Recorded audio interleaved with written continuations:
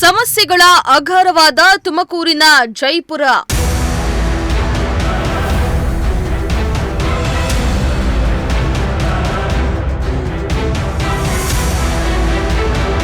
ಕುಡಿಯುವ ನೀರಿನ ನಲ್ಲಿಯಲ್ಲಿ ಬರ್ತಾ ಇದೆ ಯುಜಿಡಿ ನೀರು.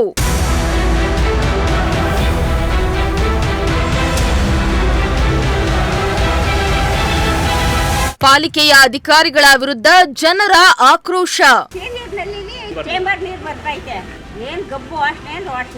ನಿನ್ನೆ ರಾತ್ರಿ ಹೇಮಾವತಿ ನೀರು ನಲ್ಲಿಯಲ್ಲಿ ಯುಜಿಡಿ ಕಲೆಕ್ಷನ್ ಇಂದು ನೀರು ಫುಲ್ಲು ಬಂದ್ಬಿಟ್ಟಿದ್ದಾರೆ. ನೀರಿಗೆ ತೊಂದರೆ ಆಗಿದೆ ಅಂತ ಅಲ್ವೋ ಕಂಪ್ಲೇಂಟ್ ಮಾಡಿದ್ರು. ಅವ್ರು ಕಂಪ್ಲೇಂಟ್ ತಗೊಂತಿಲ್ಲ, ಅವ್ರು ಬಂದು ಯಾರು ನೋಡ್ತಾ ಇಲ್ಲ, ಮೇಲಧಿಕಾರಿಗಳು ಯಾರು ಬಂದು ವಿಚಾರಿಸ್ತಾ ಇಲ್ಲ. ಎಸ್ ವೀಕ್ಷಕರ, ತುಮಕೂರು ನಗರ ಸ್ವಚ್ಛ ನಗರ, ಸ್ಮಾರ್ಟ್ ಸಿಟಿ, ವೇಗವಾಗಿ ಬೆಳೀತಾ ಇರುವ ನಗರ ಅಂತ ಕರಿತೀವಿ. ಅದ್ಯಾಕೋ ಇಂತಹ ಹೆಸರು ಪಡೆದಿರುವ ನಗರದಲ್ಲಿ ಸಮಸ್ಯೆಗಳು ಮಾತ್ರ ದಿನೇ ದಿನೇ ಹೆಚ್ಚಾಗ್ತಾನೆ ಇವೆ. ಪ್ರತಿನಿತ್ಯ ಒಂದಿಲ್ಲೊಂದು ತೊಂದರೆಯನ್ನ ಸಾರ್ವಜನಿಕರು ಎದುರಿಸುತ್ತಿದ್ದಾರೆ. ಅಧಿಕಾರಿ ನಿರ್ಲಕ್ಷ್ಯದಿಂದಾಗಿ ಕೆಲವು ಏರಿಯಾಗಳಲ್ಲಿ ಇಂದಿಗೂ ಸರಿಯಾದ ಮೂಲಭೂತ ಸೌಕರ್ಯವಿರದೆ ಜನ ಪರದಾಡ್ತಿದ್ದಾರೆ. ಇತ್ತೀಚೆಗೆ ತಾನೇ ಜೈಪುರದಲ್ಲಿರುವ ರಾಶಿ ಕಸದ ಬಗ್ಗೆ ಸುದ್ದಿಯನ್ನ ಬಿತ್ತರಿಸಿದ್ವಿ. ಆದರೆ ಅಧಿಕಾರಿಗಳು ಮಾತ್ರ ಅತ್ತ ತಿರುಗಿಯೂ ನೋಡ್ತಾ ಇಲ್ಲ. ಇತ್ತ ಜೈಪುರದ 9ನೇ ವಾರ್ಡ್ನಲ್ಲಿ ನೀರಿನ ಸಮಸ್ಯೆ ಹೆಚ್ಚಾಗಿದ್ದು ಜನರು ಕುಡಿಯುವ ನೀರಿಗಾಗಿ ಪರದಾಡ್ತಿದ್ದಾರೆ.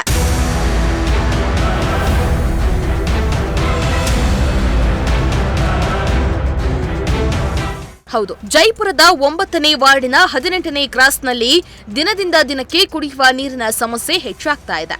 ಕುಡಿಯಲು ಮತ್ತು ದಿನನಿತ್ಯದ ಬಳಕೆ ಮಾಡಲು ನೀರನ್ನ ಟ್ಯಾಂಕರ್ ಮೂಲಕ ದುಡ್ಡು ಕೊಟ್ಟು ತರಿಸಿಕೊಳ್ಬೇಕಾಗಿದೆ. ಇಂದು ಬೆಳಗ್ಗೆ ಬಂದಿರುವ ನೀರು ವಾಸನೆಯಿಂದ ಕೂಡಿದ್ದು ಯುಜಿಡಿ ನೀರು ಮಿಶ್ರಣವಾಗಿದೆ ಎಂತಿದ್ದಾರೆ ಜನ. ಇದೇನು ಬೇಸಿಗೆ ಕಾಲ ಅಲ್ಲ, ಆದ್ರೂ ಕೂಡ ಪಾಲಿಕೆಯ ಅಧಿಕಾರಿಗಳ ನಿರ್ಲಕ್ಷ್ಯದಿಂದಾಗಿ ಜನರಿಗೆ ಕುಡಿಯಲು ನೀರು ಸಿಗ್ತಾ ಇಲ್ಲ ಅಂತ ಜನ ಆಕ್ರೋಶವನ್ನ ಹೊರಹಾಕ್ತಿದ್ದಾರೆ.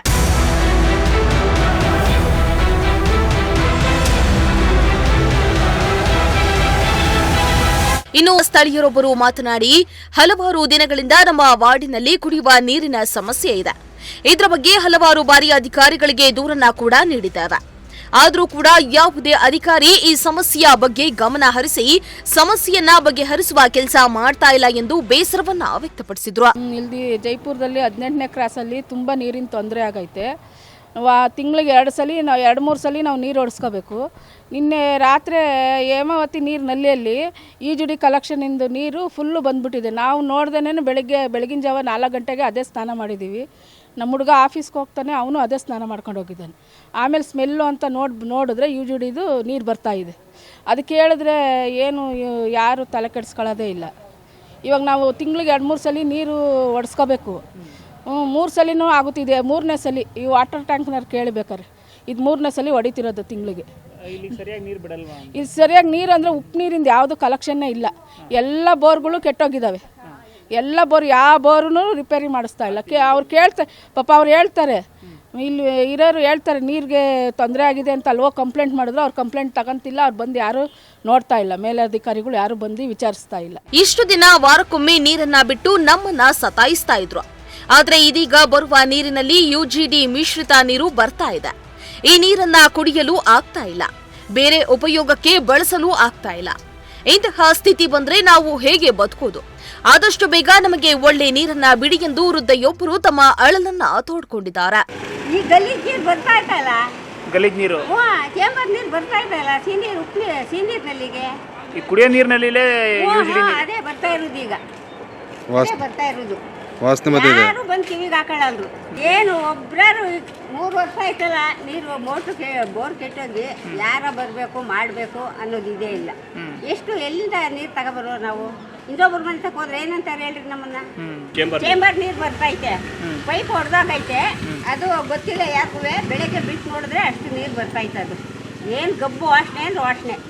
ಆ ಮಟನ್ದು ಎಲ್ಲ ಬರ್ತೈತೆ. ಅದು ಮನೆ ಹಬ್ಬ ಮಾಡಿದ್ರಲ್ಲ, ತಗೊಂಡು ಬಂದು ಚೇಂಬರ್ಗೆ ಹಾಕ್ಬಿಟ್ಟವ್ರೇನೋ ಎಲ್ಲ ಅದು ಬ್ಲಾಕ್ ಆಗಿ ಎಲ್ಲ ತುಂಬಿ ಈಗ ನೀರಿನ ಕುಡಿ ನೀರಿಗೆ ಅದು ಇದಾಗೈತೆ.